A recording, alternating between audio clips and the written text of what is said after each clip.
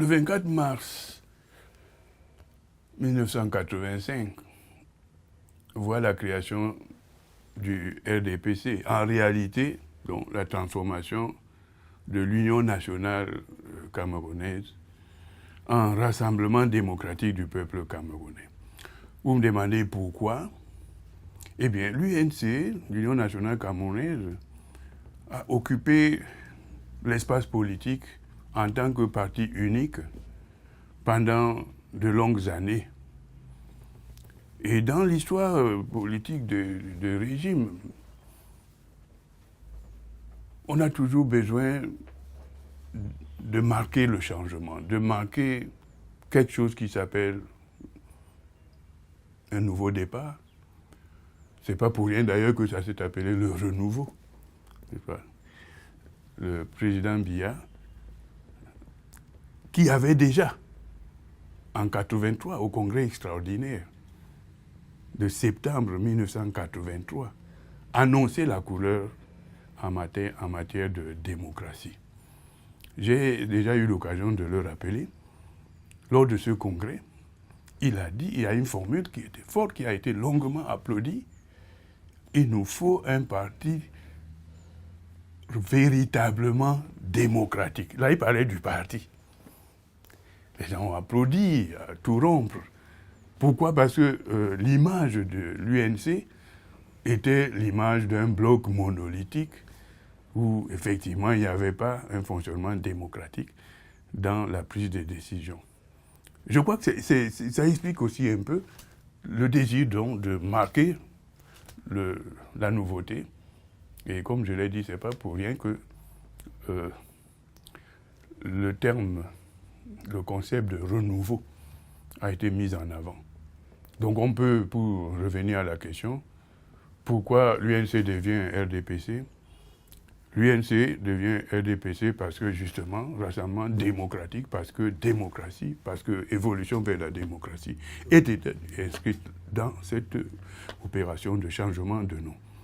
C'est déjà très important et j'ai déjà eu l'occasion de dire, quand on met beaucoup l'accent sur le discours de la Baule de Mitterrand, qui aurait déterminé le Cameroun à s'orienter vers la démocratisation, le retour au multipartisme, j'ai l'occasion de dire qu'effectivement, là, on ne peut pas faire une querelle au président Biya par rapport à ça, parce que déjà, il y a ce congrès extraordinaire où il prend donc la présidence du parti. Vous savez qu'après le petit flottement qu'il y a eu entre le président sortant, l'ancien président Ahidjo et lui-même, il y a eu donc que le président Biya prend la présidence du parti ce mois de septembre 1983 et annonce donc qu'il va falloir un parti véritablement, un fonctionnement véritablement démocratique.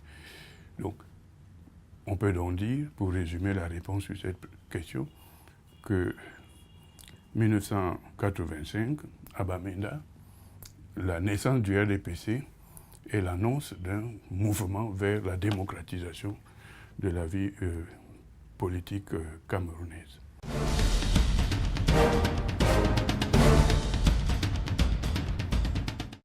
Les changements des noms dans la tradition politique se font généralement pour marquer la différence entre le nouveau leader, parfois tout le nouveau leader, sans qu'il y ait changement fondamental de doctrine, de vision des choses, mais sur des aspects périphériques, on peut estimer qu'effectivement, comme ça s'est fait ailleurs, ce que nous avons vu le RPR de Chirac devenir l'UMP, devenir la République, etc. Bon, chaque fois, pour quel motif? Ben oui, parce qu'effectivement, c'est des nouveaux débats. Parce que c'est résoudre des difficultés d'un moment, c'est permettre aux gens de penser, de cesser de voir les choses comme ils l'ont toujours vu dans le passé, rompre avec l'habitude. Le changement de nom, est-ce qu'il correspond nécessairement à un changement idéologique? On peut dire, je l'ai déjà dit, concernant l'introduction dans l'appellation du parti, l'introduction du qualificatif démocratique, rassemblement démocratique du peuple camerounais. par rapport à l'Union nationale camerounaise, qui se justifiait aussi. L'Union nationale camerounaise, nous sommes au départ. Ahidjo, on sait que son leitmotiv, c'était l'unité, l'unité, l'unité. Et c'est l'unité, l'union. Et oui, vous savez, les partis étaient nombreux. À Salé, Sopo-Priso, du côté anglophone, le KNDP, il y avait de nombreux partis qui vont fusionner en 61. Et l'union, on ne peut pas dire qu'à cette époque-là, les dirigeants, Ahidjo et toute son équipe, n'aient pas eu raison d'insister sur l'unité, l'union. Effectivement, lorsque Paul Biya prend les rênes du pouvoir, du parti, puisque nous parlons que du parti, eh bien, qu'est-ce qu'il va introduire comme concept nouveau, dont on ne parle pas beaucoup? Il va parler de l'intégration nationale. Passer des préoccupations de l'unité aux préoccupations de l'intégration. Qu'est-ce que l'intégration? C'est-à-dire la fusion des cœurs, c'est rompre avec les réprimands identitaires, n'est-ce pas? Bon, et faire en sorte qu'effectivement, la nation, la marche vers la nation, d'abord, pour le libéralisme communautaire, l'apothéose de la nation, il y a un chapitre comme ça. C'est l'orientation prolongeant la phase de la revendication de l'unité et de l'union nationale, le prolongement de cette étape dans le rassemblement démocratique du peuple camerounais se fait à travers une volonté d'intégration et qui se manifeste déjà à travers les mariages, parce que ce sera ça fondamentalement, les unions de nos enfants, de nos petits-enfants sont de plus en plus nombreux, interethniques. Et c'est cela, le ciment de l'intégration nationale. Parce qu'effectivement, nous aurons des familles de plus en plus où les gens ne chercheront pas à s'identifier par rapport à telle ou telle ethnie. Ils sont camerounais. Un point, c'est tout. J'en profite pour dire une chose concernant les langues étrangères qui ont laissé l'impression de venir nous définir de nouvelles ethnies. Il n'y a pas une ethnie qui s'appelle l'anglophonie. Il n'y a pas une ethnie nouvelle qui s'appelle la francophonie. Ce sont des instruments de communication, les langues. Par contre, il y a quoi? Il y a Bamileke ici et là. Il y a 19 villages Bamileke au nord-ouest. J'ai reçu ici, dans ce bureau, le chef d'une D de Bangante, enfin Bangante du nord-ouest, ici, dans ce bureau où vous vous trouvez. Bon, c'est une... je ne vais pas insister, hein.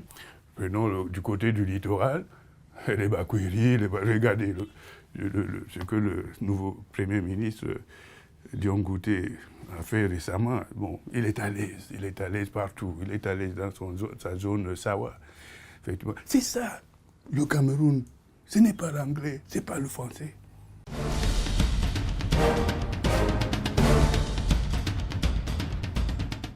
Alors, ce RDPC qui naît donc en 85,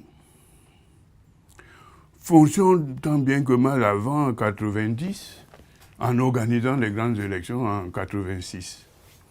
Je me souviens que j'ai été moi-même invité à aller avec le ministre Babalé, organiser les élections des organes de base en France, 86. Bon, c'est la mise en place des organes. Mais le moment décisif va être, enfin, l'un des moments décisifs, les premiers, en 90. 90, avec ce qui s'est passé le 26 mai à Bamenda, 90, des morts pour la revendication du multipartisme. Nous sommes en plein dans la revendication donc, du retour au multipartisme. Et c'est un moment très important pour le RDPC qui doit se déterminer. À l'intérieur du RDPC, bon, certains sont-ils plus nombreux qu'on le dit? Je ne sais pas. Mais toujours est-il que les mouvements dans les rues, les marches pour s'opposer au retour au multipartisme sont dans les archives, sont dans les vidéos qu'on peut encore consulter. C'est un moment très difficile à l'intérieur du parti, mais c'est le moment où le congrès de juin 90 va amener le président, toute réflexion faite. Mais fallait-il dire qu'il a réfléchi, comme je viens de le dire sur la question de départ, hein, n'est-ce pas, qu'il avait déjà inscrit la démocratisation dans sa vision des choses. Donc le président va surprendre tout le monde lorsque, au cours de ce congrès, il sort cette formule que tout le monde a retenue. Il va falloir se préparer à affronter une éventuelle concurrence. Mais oui, mais voilà, tout la salle applaudit. Là, j'étais là, c'est quand même incroyable. Même ceux qui ont marché contre le DPC, tout le monde a applaudi. Enthousiasme. Et alors, vraiment, pour votre humble serviteur que je suis, je vais avoir le 11 juillet de la même année à être appelé pour prendre le secrétariat du comité central et à engager la préparation du terrain pour l'arrivée des nouveaux partis et amener ceux qui étaient habitués au jeu très facile du parti unique, il n'y a pas de contradiction, il n'y a pas de contrariété, les amener à comprendre ce que ça allait impliquer comme changement de tactique, de méthode de travail dans le parti, s'organiser à préparer les débats. C'est pas la bagarre, hein. Les autres vont venir, c'est sur le plan des idées qu'il va falloir se battre. C'est pas au coup de poing, pas, ni aux insultes, etc. J'ai fait une tournée à l'époque des 7 provinces. C'était pas encore les 10. Peut-être que c'était des 10. Puis ma tournée a commencé, c'était déjà les 10. Ça a commencé par Marois à l'époque. Voilà. Donc c'était une tournée vraiment que je n'oublierai pas. Voilà un des moments importants de la vie du parti, la détermination, le choix décisif, qui était déjà annoncé en 83, mais d'aller au retour, résolument au retour vers le multipartisme. Et ça va se concrétiser très rapidement. La mise en place d'une commission pour préparer la charte des libertés, et cette charte des libertés qui sera transformée en loi et présentée à la session parlementaire du mois de novembre, décembre de cette même année 90. Et janvier 91, le premier parti avec le défunt Dikabé Toté, l'UPC revient, est le tout premier, et c'était normal. Il fallait ça. L'UPC qui a combattu, parmi d'autres, n'est-ce pas? Mais c'est le premier qui reçoit de nouveau son autorisation à fonctionner. Voilà. C'est vraiment une année 90 très dense, très forte pour le RDPC. Et les années qui vont suivre, eh bien oui, le pli va être pris rapidement. Et les militants du RDPC vont comprendre que le jeu n'est pas si difficile que ça. Il va falloir préparer les premières élections législatives, celle de 92. Voilà. Et ça aussi, c'est un moment important. C'est un moment important parce qu'effectivement, nous allons aux élections, mais on n'a pas la majorité. Le RDPC en tête, c'est vrai, mais 88 voix. C'est là, comme tout le monde s'en souvient, qu'on fait recours à une alliance, d'abord avec Dakolé, qui avait 6 députés, et puis tout de suite après avec l'UPC, qui avait 18 députés. Voilà, le RDPC, dans une coalition, comme ça se fait en démocratie et en pratique multipartisane, qu'on gouverne avec d'autres. Le RDPC a ainsi donc gouverné de 92 à 97. Il y a 5 années, et voilà. Voilà, vraiment, je crois que c'est des moments intenses. Lorsque, entre-temps, on évoquera les villes mortes, et oui, c'est un moment difficile. Vous m'avez demandé des moments difficiles. C'est un moment difficile pour le RDPC. En quel sens? Au sens que des militants l'ont senti dans leur chair. Il fallait se cacher à certains moments. Il ne fallait pas des militants RDPC qui étaient en tenue uniforme du RDPC, on les sortait de certains taxis. Et ils n'étaient pas les bienvenus. Et nous sommes encore là à un moment de transition, évidemment, qui va passer, effectivement. C'est un moment, je suis secrétaire général du comité central du RDPC, et ma foi, c'est des moments qui vous endurcissent, qui vous apprennent à fonctionner en tant que responsable. Et je ne regrette pas.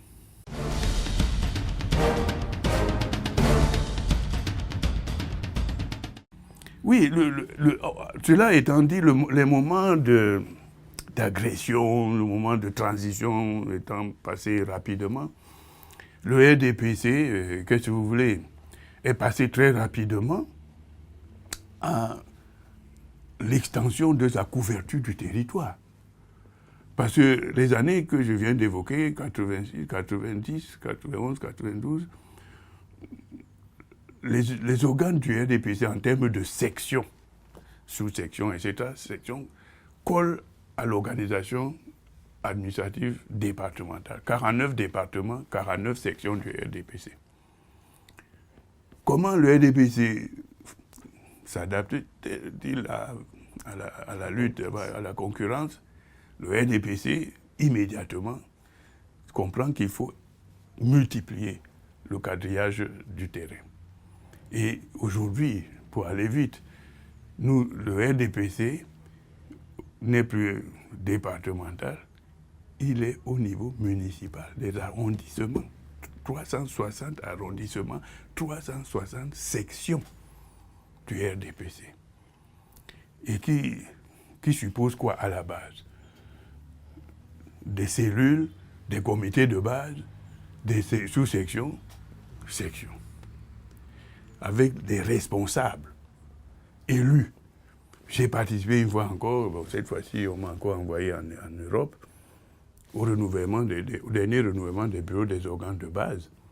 Figurez-vous que si on ne prend que les responsables seulement, responsables de bureaux de cellules, responsables de bureaux de comités de base, de section, mais c'est des millions de responsables RDPC qui sont donc prêts à faire face, même si des militants eux-mêmes ne répondent pas le jour des élections, au moins des bureaux, même si on enlève de ces effectifs des responsables des bureaux, des cellules, rien que les cellules, hein, puisque chaque bureau a 15 membres. Rien que les bureaux des cellules font 4 millions de personnes. Les dernières élections comptaient combien de... Il y avait la liste des électeurs, c'était combien? 6 millions et des poussières. Bon, j'évoque ça. Je réponds toujours à votre question. Comment le RDPC s'organise pour combattre? C'est la couverture du terrain, l'organisation, la présence. Parce que dans tout ce que je viens de dire, vous retirez du RDPC des morts, des malades, des défaillants, vous trouverez toujours une présence RDPC au front, au moment électoral, un peu partout. Donc, effectivement, il a cela, pour terminer la réponse sur ce point, le RDPC a cela comme avantage par rapport aux nouveaux partis, même des anciens comme l'UPC. Il faut se dire que le jour des élections aussi, il faut se faire représenter dans tous les bureaux de vote. Le parti qui est présent dans tous les arrondissements a plus de chances d'avoir son représentant dans le bureau de vote. Voilà, je réponds toujours à votre question, comment le RDPC s'arrange. Il est sérieux avec ça, parce qu'il se dit, bon, moi j'ai mon monde, hein, il suffit de passer les ordres et les gens vont tout de suite bouger. Et qui ne demandent pas l'argent, là, tout de suite. Parce qu'il y a ça aussi. Là où les nouveaux partis doivent trouver des moyens, etc., là où ils n'ont pas de représentation, il faut qu'ils paient l'hôtel pour les gens. Or que le RDPC compte sur les gens qui vivent sur place. Voilà.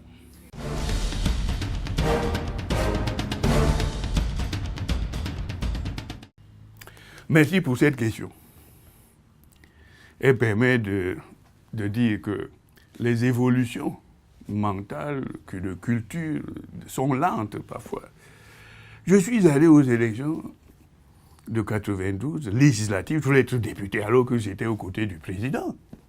Et j'étais secrétaire général du parti, je ne cherchais pas un emploi. Mais ma culture politique, ma compréhension du fonctionnement de la politique voulait que, en tant que secrétaire général, les gens disent parfois de l'armée, parlant des armées, que le général ne reste pas au bureau et envoie les soldats sur le terrain. C'est dans cet esprit que je me suis dit, il faut y aller, surtout que les gens étaient habitués à considérer l'Assemblée nationale comme une sorte de réservoir d'hommes politiques de deuxième catégorie. Il fallait changer ça. Et c'est pourquoi j'étais heureux. Je ne le savais pas. C'est après que je saurais que dans la Sanaga maritime, mon défunt collègue à l'époque, il vivait, Bouy Joseph, aussi, ce ministre de l'Éducation en poste, va aux élections pour être député. Imaginez, vous ne pouvez pas imaginer, vous êtes jeune, mais les gens ne comprenaient pas. Ils se disaient, qu'est-ce qu'ils vont faire là, quel poste? Moi, on m'a dit, mais pourquoi je ne laisse pas les gens aussi dans l'ONCAM profiter de cette possibilité?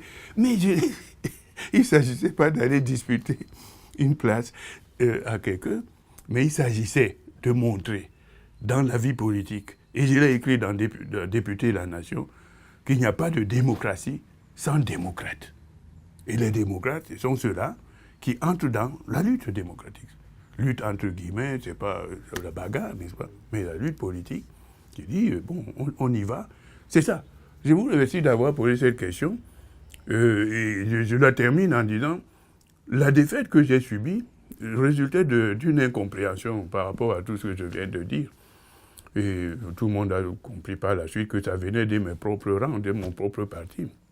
C'est pourquoi je suis retourné en 97, où ces choses se sont passées vraiment comme il fallait. Et les gens dans l'ONCAM n'avaient pas compris ce qui s'était passé en 92.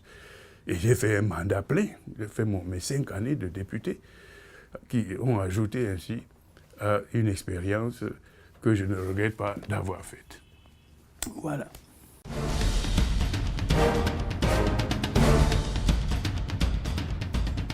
La vision du président Biya a-t-elle reçu l'adhésion du peuple camerounais? C'est l'occasion de faire référence à un aspect de la vie politique, de militantisme, la lecture de tout ce qui s'écrit en dehors des conférences, des déclarations. Pour le libéralisme communautaire, qui l'a lu? Qui l'a lu? Y a-t-il tout là-dedans? Le peuple camerounais a-t-il porté une adhésion nette à la vision des choses du président Biya?